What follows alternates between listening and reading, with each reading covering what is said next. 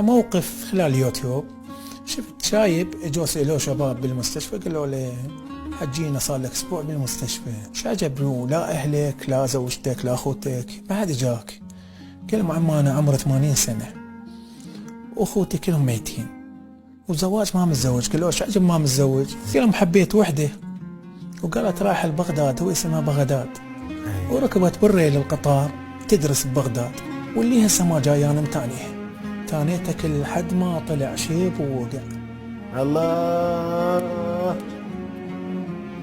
الله الدخول وراح النظر تالينتك لحد ما لغوا حتى محطات السفر، واهلي قضوا ويوميا ودع للقبر وانا انتظر. 4 جهات ارسم عذر، يمكن يجي لو ما يجي، يمكن نسي لو ما ذكر، والزم قلم وابدا اغير بالصور، هيك صغار هيك كبار، الله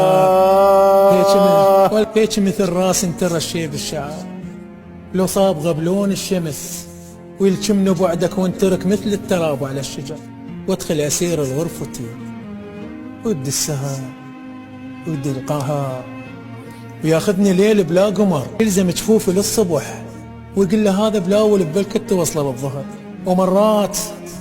مرات ياخذني الحزن وامشي واطب للمقبره، ويوميا ابكي يم قبر ما عد اسم.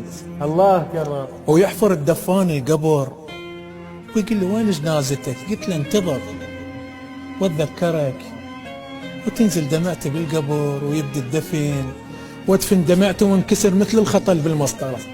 ما كنت اجيب مي ورد، كنت انا اللي بعمري الورد وابكي وعطر المقبره. الله. ولما كبرت وهرمت شفاف اطفي له وبكى قبال الشمع، وابدا اساله شبيك الشمع شبيك الشمع؟ همت لي فاقد لك بشر ما تدري هسه ايش كبره. الله.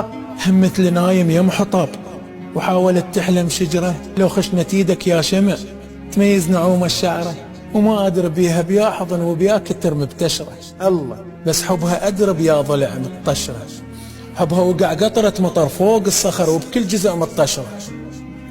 وما كنت احس بنفترق، والنفترق احسب كنت للعشره، هسه الاصابع خلصه بشرك وخلصت عشره، ونفرض رجع قبل يحبني بهالشكل وصدق بغيت انتظر.